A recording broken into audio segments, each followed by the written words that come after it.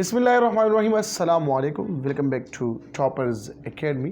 Conceptual question है chapter number 15 और 16, लेकिन 15 हम एक वीडियो में करेंगे और 16 जो चैप्टर है वो दूसरे वीडियो में। तो कंसेप्चुअल क्वेश्चन नंबर 1 की तरफ आ जाइए। मैंने इस वजह से इस शीट को फॉलो किया कि आप लोग देखें हम क्या क्या करेंगे और कैसे ये क्वेश्चंस लिखेंगे, ठीक है। तो क्वेश्चन नंबर 1 है यहाँ पे, sketch a graph of EMF induced an inductive coil against a rate of change of current. Second point है इसमें, what is the significance of gradient। तो आंसर में देखिए आप लोग लिखेंगे इस तरह आप लोग, ठीक है, कि as we know it the magnitude of induced EMF is directly proportional to rate change of current. अगर आप लोग देखें तो यहाँ पे हमने पढ़ा है Faraday law of electromagnetic induction, EMF is directly proportional to rate change of magnetic flux. लेकिन हमने ये भी पढ़ा है कि ईएमएफ ये डायरेक्टली प्रोपोर्शनल है कि जब करंट में चेंजेस आते हैं, ठीक है। This equation shows that if the rate of change of current is an inductive coil increases, the magnitude of induced EMF also increase and vice versa। अगर हम एक इंडक्टिव कॉइल ले लें, आप अगर ये डायग्राम इसके साथ बनाए तो और भी बेहतर होगा। ये मैंने एक कॉइल ले लिया और इसके साथ हमने एक एसी सोर्स को कनेक्ट किया, ठीक है। ये आ गया L और ये आ गया एसी सोर्स, ठीक है। तो जब भी यहाँ पे करंट में चेंजेस आते हैं तो इस कॉइल में क्या प्रोड्यूस होता है, ईएमएफ इंड्यूस होता है। जितना ज़्यादा करंट चेंज होगा उतना ज़्यादा ईएमएफ इंड्यूस होगा। बात ख़त्म हो गई, ठीक है। अब यहाँ पर देखें ग्राफिकली, यहाँ पे करें स्केच अ ग्राफ ड्रा करें और ग्राफ से सिग्निफिकेंस हासिल करें। तो यहाँ पर देखें ग्राफ में ये डिपेंडेंट है और ये इंडिपेंडेंट है, रेट चेंज ऑफ करंट, ठीक है। तो ये ग्रेडियंट क्या है, ग्रेडियंट मतलब ये वाला चीज स्लोप को हम कहते हैं, ठीक है। Tangent theta is equal to perpendicular divided by base. For example अगर मैं यहाँ पे एक परपेंडिकुलर लाइन ड्रा करूँ तो ये ईएमएफ आ गया, ये एंगल क्या होगा, tangent theta, gradient. So perpendicular divided by base, perpendicular क्या है ईएमएफ डिवाइडेड बाय बेस क्या है, rate change of current is equal to L क्या है, ये इंडक्टिव रिएक्टेंस से आपने बेटा पढ़ा है ना कि यहाँ पर देखें ना, EMF is equal to L del I divide by delta T. तो यहाँ पे एल बराबर होगा EMF divide by del I divide by delta T. तो यहाँ पर देखें इस वजह से मैंने यहाँ पर लिखा हुआ है कि tangent theta is equal to EMF divide by del I divide by delta T is equal to L. तो टेंजेंट थीटा बराबर हुआ इंडक्टिव रिएक्टेंस के बराबर हुआ। तो सिग्निफिकेंस में फिर आप लोग लिखो सिग्निफिकेंस ऑफ ग्रेडियंट, ठीक है। The significance of gradient is that it gives us the value of self inductance of a coil. ये हमें क्या देता है, self inductance of a coil देता है। Question number 2, current and voltage provided by an AC generator are sometimes negative and sometimes positive. Why for an AC generator connected to a resistor power can never be negative. मतलब AC generator में हम देखते हैं ना कि current और voltage ये दोनों क्या है, पॉजिटिव भी हो सकता है नेगेटिव भी हो सकता है। आप लोगों ने इस तरह के साइकिल देखे हैं, ठीक है। ये ब्लू और रेड आप लोग देख सकते हैं, यहाँ पे पॉजिटिव फिर नेगेटिव फिर पॉजिटिव फिर नेगेटिव। लेकिन इसका अगर यहाँ पे हम देखें तो पावर जो है वो नेगेटिव नहीं हो सकता। तो क्यों नहीं हो सकता, देखिए आप लोग आंसर में लिखेंगे, when a resistor of resistor R is connected to an AC generator, the expression for average power at any instant is equal to the product of IRMS VRMS. So therefore, power dissipation in this resistor can never be negative. This is because when resistor, यहाँ पे आप लोग reason भी लिख सकते हो, अगर आप पॉइंट्स में लिखते हो तो इसके बाद लिखे reason, because when resistor is connected to AC source, the current I and voltage are in phase in the resistor. This means power at any instant of time is given by this one, ठीक है। मतलब power ये हम लिखते हैं VRMS और IRMS। देखो अगर V नेगेटिव है बेटा तो आई भी नेगेटिव है ना, so negative multiply by negative is equal to positive. या अगर मैं ये वाला ले लूँ आई स्क्वायर, अगर आई नेगेटिव में ले लूँ तो यहाँ पर स्क्वायर है तो वो भी पॉजिटिव होता है। अगर मैं V square divide by R ले लूँ और वी स्क्वायर क्या है वो भी नेगेटिव है, मतलब वी भी नेगेटिव है, तो वी स्क्वायर से क्या हो जाएगा, वो भी पॉजिटिव आ जाएगा। So P is equal to V I. बेटा तो ये ग्राफिकल एनालिसिस हो गया। देखो ब्लू और रेड ये क्या है, वी और आई है। लेकिन अगर आप ये ब्लैक वाले देखें तो बेटा ये पावर शो करते हैं, तो पावर कभी भी नेगेटिव नहीं होगा। अगर एक देखो वी और आई दोनों पॉजिटिव है तो पावर भी पॉजिटिव है, लेकिन वी आई दोनों नेगेटिव है तो आप लोग देखें यहाँ पर ना ये भी नेगेटिव है, ये मैंने वी आई लिखा हुआ है, ये गलत है, यहाँ पर वी आई नहीं है, ठीक है। ये वी और आई दोनों नेगेटिव है तब भी पॉजिटिव है, दोनों पॉजिटिव है तब भी पॉजिटिव है, तो ये पॉजिटिव पी एवरेज जो है या एवरेज पावर जो है ये कभी भी नेगेटिव नहीं हो सकता। ऑलरेडी ये एक्सप्लेन भी कर चुका हूँ कहाँ पर लेक्चर्स में कि पावर के not be equal to negative. जिस तरह आप लोगों ने आई आर एम एस और वी आर एम एस पढ़ा है वहाँ पे एक्सप्लेन कर चुका हूँ। अगर किसी को पता नहीं है तो कमेंट सेक्शन में कमेंट्स करें, मैं आप लोगों के साथ लिंक वगैरह शेयर करूँगा। Question number 3, what determine the gradient of a graph of inductive reactance against frequency? So answer में लिखो the gradient or slope of graph of inductive reactance against frequency determine the inductance of inductor। ठीक है, फिर इसके साथ लिखो reason, छोटा सा रीजन लिखिए। रीजन के सामने लिखो because from Ohm's law we know that the inductive reactance XL is given by, देखो Vm is equal to Im into XL या XL is equal to Vm divided by Am। ये generally हम direct भी लिख सकते हैं कि XL किस चीज़ के बराबर है। बेटा अगर आप ये स्टेप ना करें, ये दो कोई प्रॉब्लम नहीं है। अब यहाँ पर लिखें XL is equal to omega L, हमने इसको प्रूफ किया है कहाँ पर ये AC through pure inductive circuit, ठीक है, वहाँ पे हमने इसको प्रूफ किया है। तो XL is equal to omega L, तो ओमेगा किस चीज़ के बराबर है, ओमेगा तो हमें पता है ना, omega is equal to 2πf के बराबर है।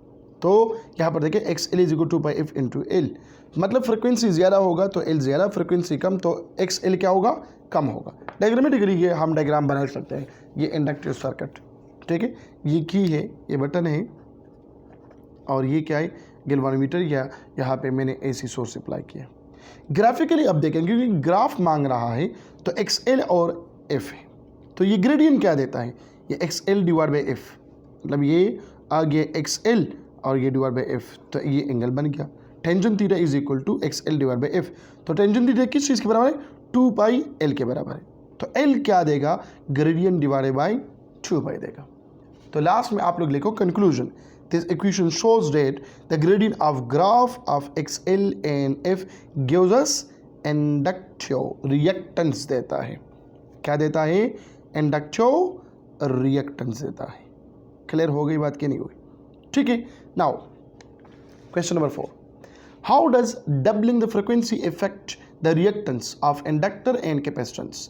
तो आप लिखे इंडक्टर डबलिंग, इसकी अगर आप लोग, मैंने वो तो कंक्लूजन में लिखा हुआ है, लेकिन आप इस तरह भी लिख सकते हैं कि doubling the frequency will double the what, inductance, inductive reactance and half the what, capacitive reactance. तो फिर आप लिखे इंडक्टर और कैपेसिटर अलग अलग।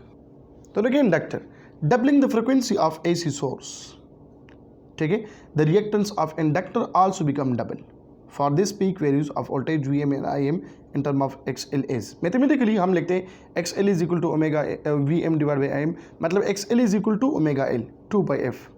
तो फ्रिक्वेंसी को डबल करें, जब मैं यहाँ पे पुटिंग करूँ XL prime is equal to 2π into F prime into L, तो इससे बन जाएगा 2π into 2F into L, 4πL FL, ठीक है। तो 4 को मैं लिख सकता हूँ 2 इंटू 2, देखो अब 2πfL ये बराबर है XL के, तो XL प्राइम क्या हुआ, डबल हुआ। लेकिन अगर मैं कैपेसिटर की बात करूँ, doubling the frequency of AC source applied the capacitance of capacitor become half, तो mathematically XC is equal to 1 over omega C के बराबर है। याद आ रहा है ना, प्रूफ कर चुका हूँ बेटा, ठीक है। तो F प्राइम क्या है, 2F, देन XC मालूम करना है, XC प्राइम बराबर होगा 1 over 2πf prime into C। तो F प्राइम की जगह 2F को मैं पुट करूँ क्योंकि डबलिंग द फ्रिक्वेंसी है, तो ये क्या हो जाएगा 1/2 इंटू 2πfc। 2πfc मतलब 1/2πfc बराबर है किस चीज़ की, xc के बराबर है। तो मैंने लिख दिया 1/2 इंटू xc। तो xc क्या हुआ, हाफ हो गया। तो आप लिख सकते हो कंक्लूजन में कि by doubling the frequency the reactance of inductor become double and the reactance of the capacitor become half. Now question number 5। Question number 5 क्या है, if the peak value of sine wave is 1000 volt, what is the effective value. ठीक है, so given data क्या है, वो we not है, 1000 volt है। Required data क्या है, वी मालूम करना है। सोल्यूशन लेके using formula V R M S is equal to V not divided by √2। तो वी नॉट कितना है, 1000 है। 1000 डिवाइड बाई √2, √2 1/√2 बराबर है 1.414, नहीं 1.414 की नहीं है, ये बराबर है 0.707 के बराबर है। ठीक है, तो यहाँ पे आप लोग मल्टीप्लाई करें 1000 के साथ, तो आंसर आएगा 707.1 वोल्ट आएगा। तो रिजल्ट में लेके वी आर एम एस बराबर होगा 707.1 वोल्ट। ठीक है, now question number 6, show that reactance is measured in ohm for both inductor and capacitors. Ohm is a unit of reactance. Explanation में देखिए, inductor the opposition offered by inductor to the flow of alternating current is called inductive reactance. मतलब inductor जो opposition offer करते हैं, हर एक चीज़ का एक resistance होता है, तो इंडक्टर का जो रेजिस्टेंस होता है उसको हम इंडक्टिव रिएक्टेंस कहते हैं। और ये बार बार फाइंड आउट कर चुका हूँ, XL is equal to omega L। ठीक है, या XL is equal to V divide by I. तो V बराबर है VM sine omega t, IM sine omega t. Sine omega t खत्म, यहाँ पर आगे V डिवाइड बाई IM बराबर वोल्ट पर एम्पेयर। वोल्ट पर एम्पेयर किस चीज़ के बराबर है, ओम के बराबर है। इसी तरह capacitive reactance, the resistance of capacitor, आप सिंपल अल्फाज में भी लिख सकते हो, the resistance of capacitor is known as capacitive reactance. So the opposition offered by a capacitor to the flow of alternating current is called capacitive reactance. Mathematically, X is equal to V divided by I is equal to volt पर ampere, ये ohm के बराबर है। ठीक है, तो conclusion में आप लोग लिखे कि by capacitive reactance the inductive reactance are measured in ohm. Capacitive reactance और इंडक्टिव रिएक्टेंस दोनों को हम मेजर करते हैं किस चीज़ में, ओम में। ठीक है, अच्छा, कंसेप्चुअल क्वेश्चन नंबर 16 ये तो हम बाद में करेंगे। Now question number 7 and last, what is the principle of ECG। ECG क्या है, इलेक्ट्रोकार्डियोग्राम। इलेक्ट्रोकार्डियोग्राम क्या है, the ECG is generally used for diagnosing the heart condition. ठीक है, ECG refer to the recording of electrical changes that occurs in the heart during a cardiac cycle. Cardiac cycle तो आप लोग जानते हैं, medical के स्टूडेंट्स हो बेहतर जानते हो, मैं और जो इंजीनियरिंग के स्टूडेंट्स हैं तो इसको भी जानना ज़रूरी है कि ECG क्या होता है। इलेक्ट्रोकार्डियोग्राम है, मतलब एक डायग्नोजिंग है, मतलब डायग्नोजिंग करता है किस चीज़ का, हार्ट कंडीशन का। ठीक है, कि ये बीटिंग क्यों हाई है, बीटिंग क्यों कम है, एटसेट्रा एटसेट्रा, तो उसको मालूम करने के लिए हम ECG करते हैं। ठीक है, वर्किंग प्रिंसिपल क्या है, the principle of ECG is based on heart beats. Explanation में देखिए आप लोग,